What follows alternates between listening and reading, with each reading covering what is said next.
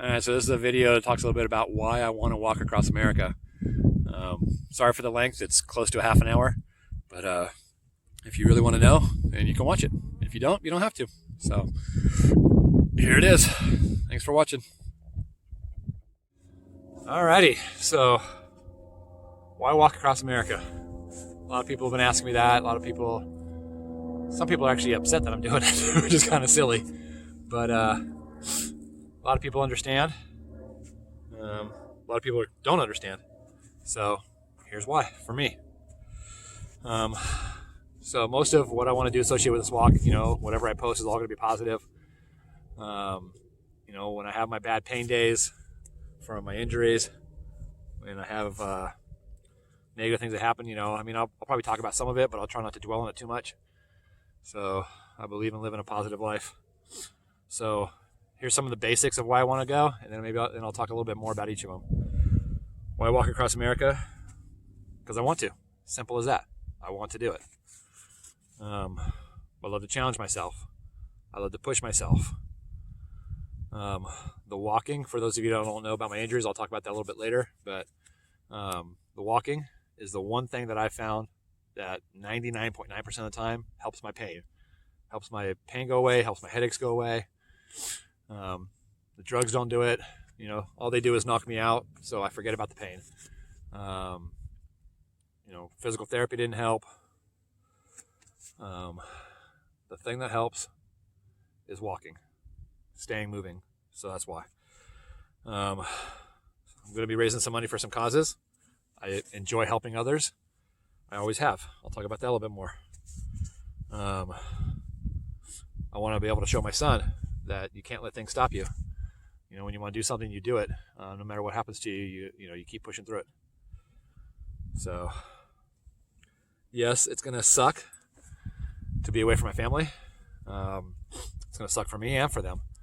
I know my son's looking forward to it a little bit because, I'm the disciplinarian in the house. I'm the one who asks him to do things and kind of keeps on him to kind of keep pushing his life. And, he gets frustrated sometimes, and I get that. So we actually talked about it, joked about it the other day, and he laughed and agreed. He's looking forward to me being gone for a while. So, but again, I have the full support of my family. Those who are close to me and are supportive have, they're there for me. So let's talk about some of these things. Why I want to do it and, pushing myself. I've always been an avid outdoors person, always been active up until, I'll talk a little bit about my, what happened to me, on the job, why I'm medically retired now. So up until, May 17th of, 2019, every day I was going to the gym, riding my bike, kayaking, hiking, playing basketball, running, something. More often than not, more than one thing a day. And since May 17th,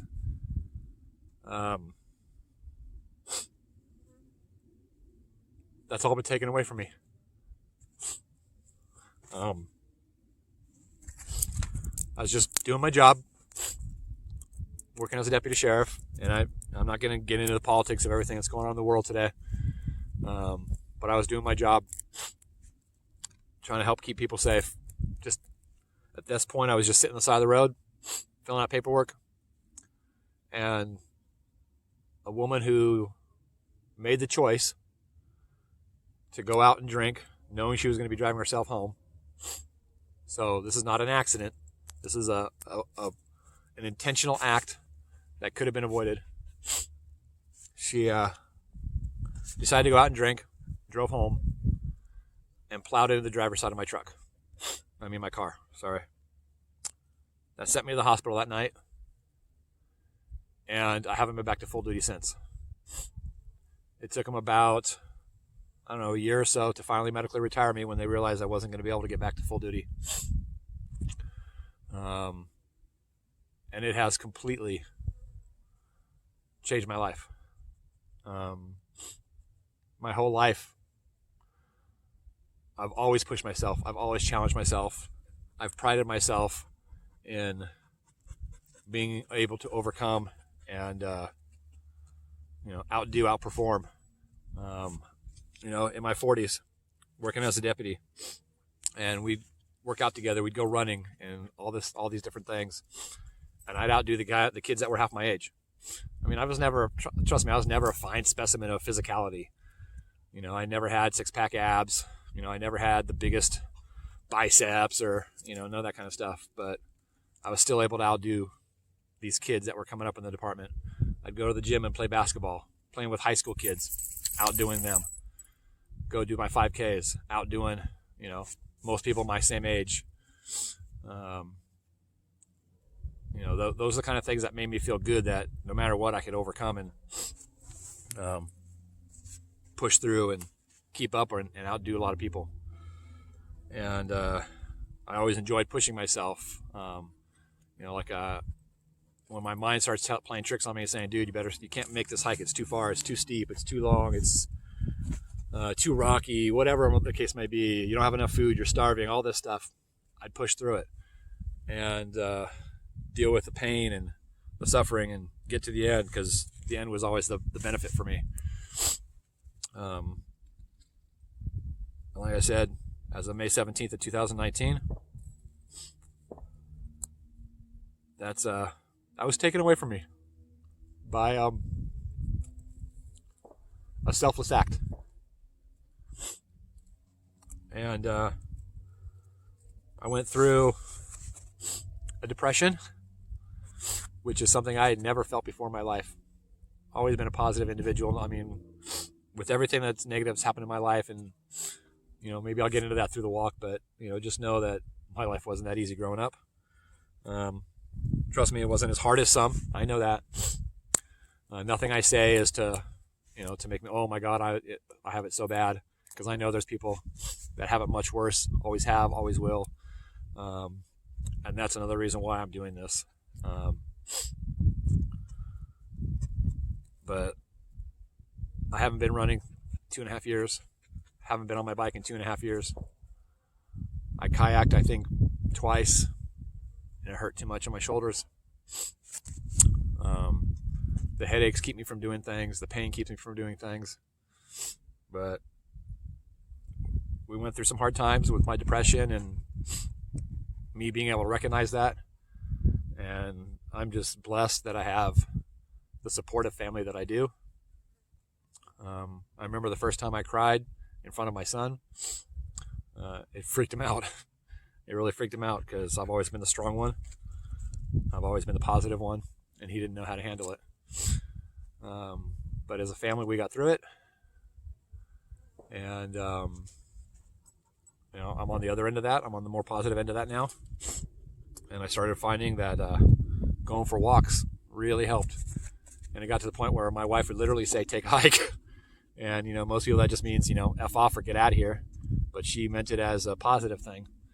Go take a hike, take care of yourself, get out in nature, relax, get your body moving, get your mind set. So that's a little bit about that. Maybe I'll talk more about that again through the walk. But so part of why I'm doing this is to show my son that no matter what happens to you, when you want to do something, and I've wanted to do this for a long time. I've enjoyed the challenge, the thought of it. I'm not going to let my injuries and the selfish act of an individual keep me from fulfilling that. So I'm going to have my family there the whole time, and well, not physically, but mentally. Hopefully they'll come out and see me every now and then. Maybe I can get my son to walk with me at some spots. But I'll have other people that will be joining me. I've been talking to a lot of other people. So we'll see how it goes. So, like I said, it's going to suck to be away from my family, but I've got their support.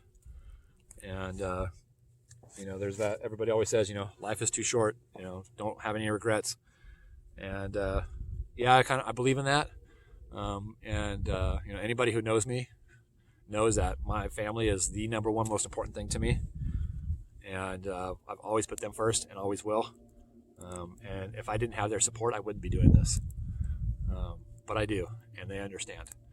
So, a few years ago while at work, I had a stroke scare. They thought I was having a stroke.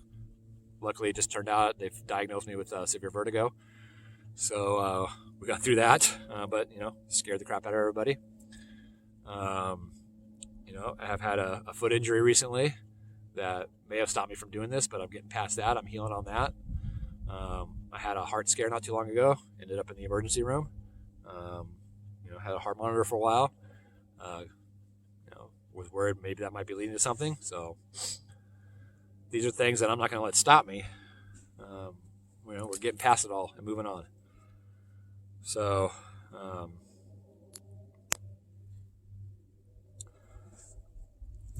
my whole life, I've enjoyed helping others, and so there's going to be some causes that I'm going to be working for.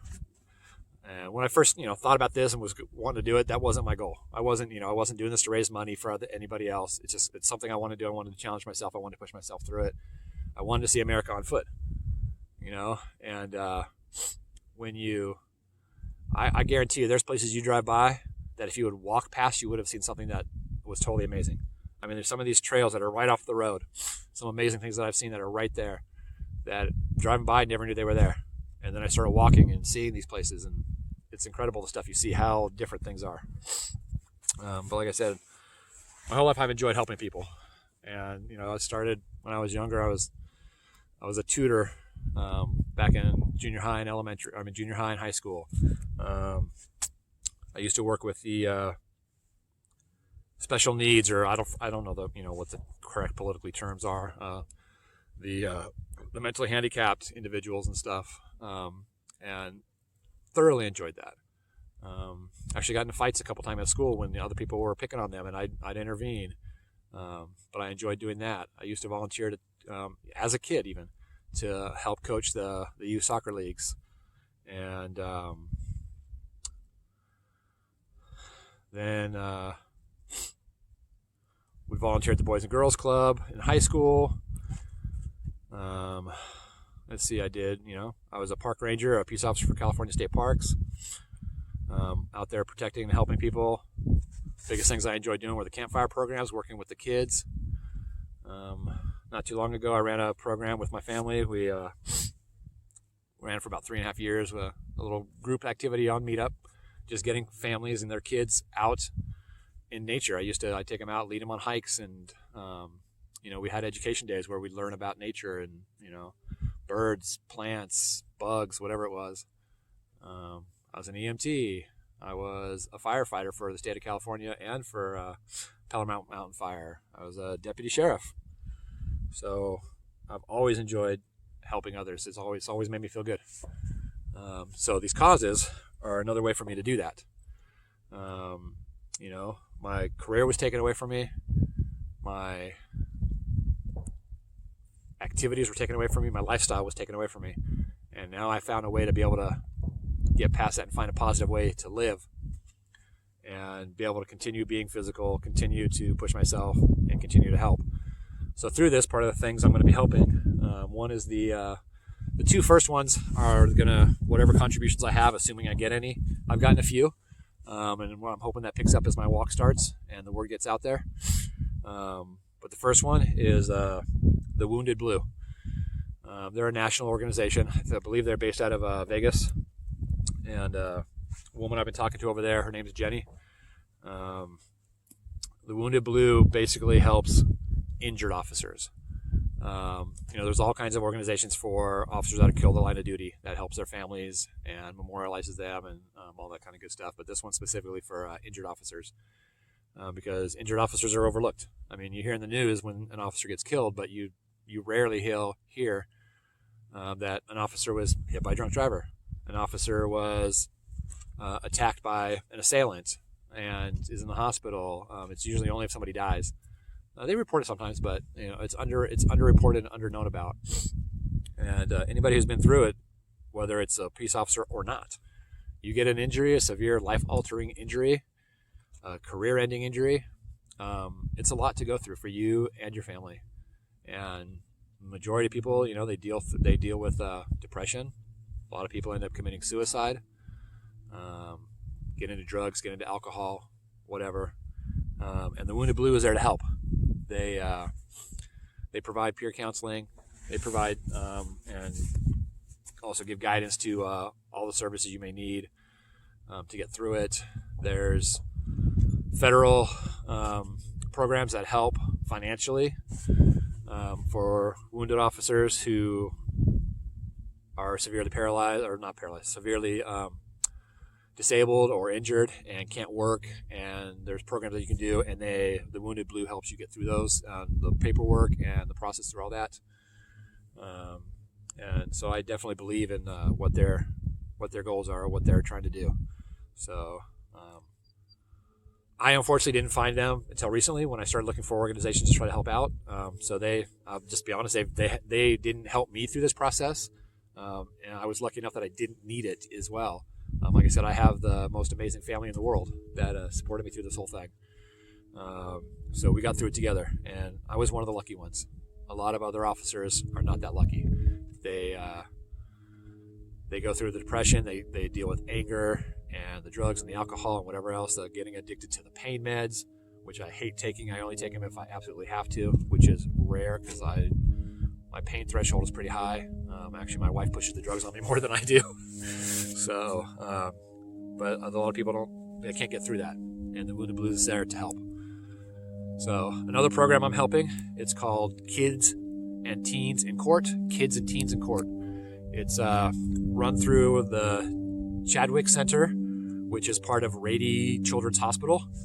And what Kids and Teens in Court does is any kid who has been a victim of a crime, which generally involves some sort of physical abuse, sexual abuse, child neglect, child endangerment, all those kind of things. It helps those kids and their families get through the court process so that the kids are able to feel strong, so that they're able to feel confident, and so that they're able to properly testify and get through the court process so that the people that violated them go to jail, serve their time. And it's a several-week program. They run through the whole process. They do mock trials. They get to talk to real judges, real attorneys, real deputies, real law enforcement. They get to practice testifying. They get support animals that are there for them, dogs that are trained to be at their feet while they testify. So they get to practice with that. So it's an amazing program, and you get to see the difference from day one to the end, and these kids, their growth and their confidence, which is what it's really all about. Because these kids are innocent. They don't know. These people that they supposedly trusted have violated them, and this program helps to teach them that they're stronger than that they can get through it. This program is run currently by a woman named Leslie, and she's great with the kids. She's got some other people that help her out, and the growth, like I said, these kids from the beginning to the end, their positive attitude about it changes, and it doesn't work for everybody, but it works for a good number of them, and they're able to testify better and feel more confident. And there's just an example that I have. I worked with this program as much as I could. It was a volunteer. I mean, I got paid for it, but it was you volunteered to work extra time to work with these kids. Because a lot of deputies they can't. A lot of people just in general can't work with kids as well. And I've always enjoyed working with kids, and so it's a volunteer thing as far as your time goes. And so I volunteered for it as often as I could because I loved working with them. When I was a kid, I had to go through the process twice for things to happen either to me or to my siblings. And they didn't have this program back then. And I guarantee you it would have helped. I know for a fact it would have. But anyways, so there's this girl that I know she went through the process, and she thought she was doing good. Family thought she was good. Got all the way to the court process, and it just happened. I didn't work with this individual during the Kids and Teens in Court program, but I happened to be in court the day she had to testify, and she came in and she had to leave. She as strong as that program tries to help make you, she couldn't do it. She couldn't testify. And so I was able to go out and talk with the family and the attorneys and asked if I could talk to the little girl myself. And they all agreed, and she agreed to talk to me. And I pulled her aside and talked to her, and I shared a little bit about some of the things I had been through as a kid and the court dealings that I had to deal with as a kid, and let her know that she wasn't there alone, and she wasn't the only one who had to deal with this, and that, you know, you can get through it, you can live a positive life afterwards. And it helped her. She was, there was a lot more to it, obviously, without going into details, but it helped her. She was able to go into the court and testify, and her perpetrator was sent to jail. And I later got a letter from the district attorney's office. I guess it's a letter of commendation to my superiors that had I not talked to that little girl, she wouldn't have been able to testify. And that was the key testimony to putting this individual in jail. So other people that I've worked with, again, seeing them from the beginning to the end, they go through the program and their change is amazing. And sometimes they just need that extra little boost at the end. And so it was always great to be involved in that. So that's why I want to also donate to the Kids and Teens in Court, because I truly believe it's an amazing program. I know it would help me as a kid, and I've seen the change in how it helps these kids nowadays. And then the other two programs that I'm going to be providing a little bit too, not nearly as much. One is MAD, Mothers Against Drunk Driving, obviously because I was hit by a drunk driver, and I believe in their program. I worked with, they are highly supportive of law enforcement. They help with programs. They're involved with the courts with victim impact panels and stuff, and I've been involved in those. So I believe in MAD as well. And then the fourth one is the ASPCA, the American Society for the Prevention of Cruelty to Animals, which everybody's familiar with, the old Sarah McLachlan song, and everybody cries for. And obviously I've got my dog Nico, and that I love, and the dogs that are involved in the Kids and Teens in Court program. So the ASPCA is a good program. So that's the basics of why I want to walk. So if you have any questions beyond that, I don't know what to tell you. But again, it's something I want to do. It's something I need to do for me. This whole process since my injuries has just been unbelievable. It's not something I ever expected. So it's not something you can prepare yourself for physically or mentally. And dealing with workers' comp, anybody who's ever been through it, whether you're law enforcement or anything, if you've ever dealt with workers' comp, you know the pains and the hassles. Like my doctor prescribes a certain medication for 30 pills, and they deny it and say, no, we're only going to approve 28, so you got to redo it.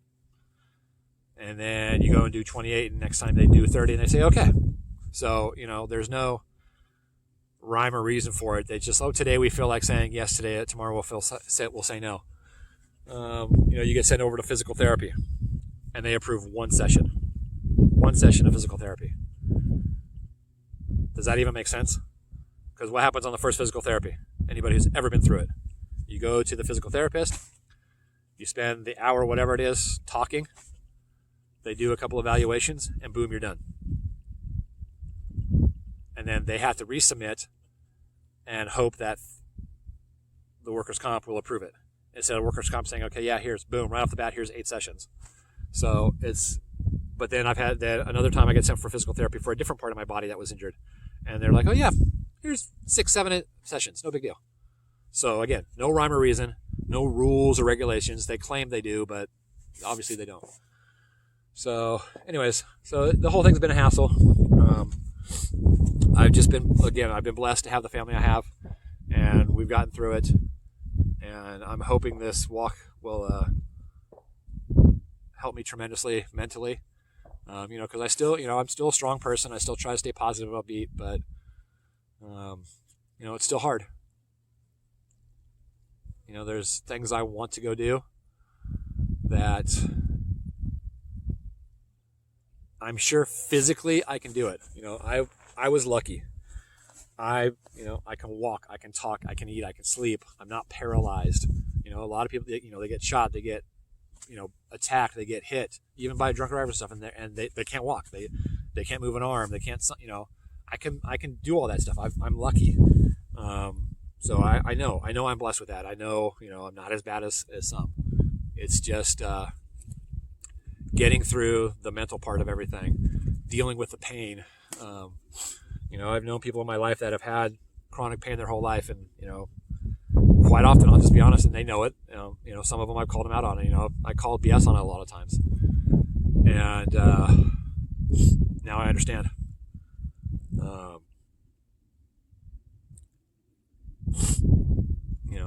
Chronic pain sucks. There's not a day that goes by 24/7. I pretty much have a headache. 24/7. I'm pretty much in pain. Some days it's worse than others. And every now and then I have to pop a couple pills, knock myself out, wake up the next day and start over again and hope that it's not going to be as bad. And, that plays a toll. So for me, the moving, the keeping busy, the walking helps tremendously. And that's one of my goals for this walk. So obviously, I'm looking forward to the adventure. I'm looking forward to meeting people.